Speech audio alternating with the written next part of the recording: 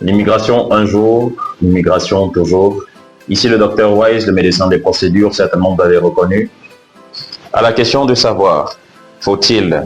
impérativement un garant ou une invitation pour immigrer au Canada, nous vous répondons directement en fonction de chaque type de procédure.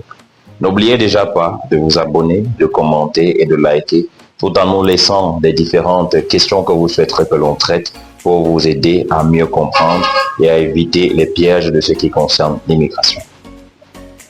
En ce qui concerne le cas premier des étudiants, nous avons impérativement besoin d'un garant financier pour pouvoir tenir la preuve financière ou encore la preuve de caution bancaire qui puisse aider ce dernier à pouvoir être épanoui sur le plan financier en ce qui concerne les écoles qu'il devra payer, son logement qu'il devra payer, les frais de subsistance, c'est-à-dire nutrition et épanouissement encore, qu'il va devoir joindre sur son séjour. Les gouvernements canadiens ont besoin de savoir que les étudiants qui viennent de leur côté sont capables et vont pouvoir payer leur scolarité, seront capables et vont pouvoir payer leur logement, pouvoir se déplacer librement et puis avoir du nécessaire pour pouvoir s'épanouir individuellement.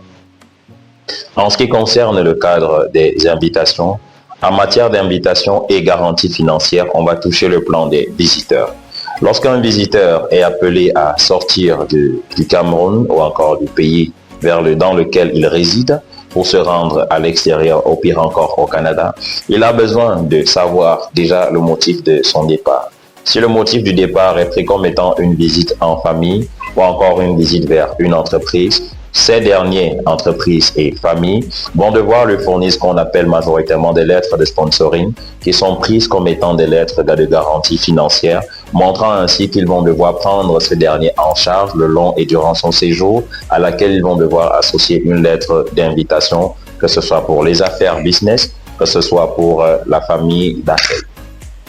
En dernier ressort, pour ce qui concerne les demandes de résidence permanente et de visa travail, l'invitation que vous devez recevoir premièrement pour ce qui concerne les demandes de visa travail, vous aurez besoin l'invitation qui porte dedans, c'est un contrat de travail venant d'une entreprise légale ayant autorisation d'effectuer des EIMT, études d'impact du marché du travail, ou encore étant accrédité pour pouvoir recruter à l'extérieur. De même, pour conclure, ce qui concerne donc les résidences permanentes, vous avez impérativement besoin de ce que l'on appelle une invitation, mais pas d'un garant financier, dépendamment de ce qui initie votre demande. L'invitation qui puisse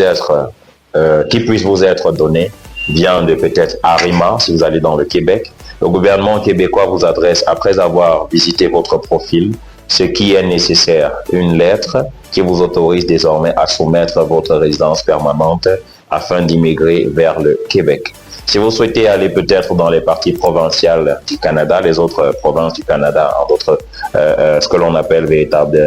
naturellement la partie fédérale, vous aurez besoin d'une invitation qui vient du système Express Entry ou encore Entrée Express, dans lesquels le pool exige par le gouvernement fédéral de vous envoyer une lettre d'invitation qui vous autorise donc à soumettre une demande de résidence permanente. Il y a même encore un autre cas de ce que l'on appelle pratiquement souvent les nominations de province. Dans les nominations de province, la province qui sélectionne votre profil va devoir vous adresser une invitation afin de pouvoir soumettre votre demande de visa pour aller dans la province où vous avez été sélectionné. En conclusion, immigrer au Canada exige deux principes, dépendamment du type de procédure: les garants financiers pour les étudiants et un tant soit peu les visiteurs, les garants financiers peut-être et probablement dans des contrats de travail, les garants financiers peut-être et probablement dans des cas de résidence permanente où le concerné principal est encore sous la charge parentale et n'a pas suffisamment de moyens pour pouvoir arriver sur le territoire vers lequel il est destiné. Et encore, pour ce qui conclut la résidence permanente, on a impérativement besoin sur toutes les étapes d'obtenir ce qu'on appelle des lettres d'invitation ou encore des invitations délivrées sur le plan légal. Merci de nous avoir suivis. N'oubliez pas de vous abonner de commenter et de liker tout en laissant des suggestions, des sujets que vous souhaitez que nous puissions traiter pour vous afin que vous ayez des éclaircies et des nets aperçus sur ce qui concerne l'immigration. L'immigration un jour, l'immigration toujours. À bientôt.